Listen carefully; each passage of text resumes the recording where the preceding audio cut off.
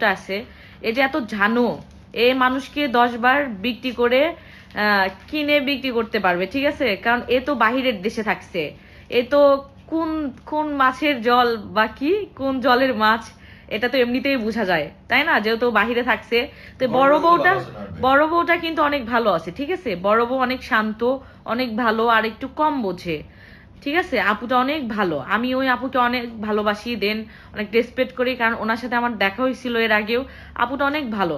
আর এই ছোট বউ তো ঝানু, ঠিক আছে? অনেক ঝানু। তো বড় আপুকে আমি একটা কথাই বলবো, আপু তুমি এখানে আর আইসো না, ঠিক আছে? কারণ এইভাবে কখনো সংসার করা যায় না, দুই সতীন নিয়ে, দুই বউ নিয়ে কখনো সংসার করা যায় না। বিয়ে করতো?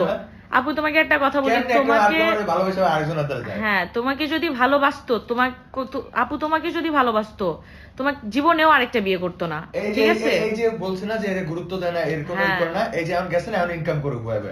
হ্যাঁ আপু, আমি এটাই চাবো, তুমি এখন একটা পেজ, তোমার একটা পেজ আছে, না থাকলে একটা পেজ খুলো, তুমি নিজে ইনকাম করো, তুমি তোমার সন্তানের ভবিষ্যৎ করো, ঠিক আছে?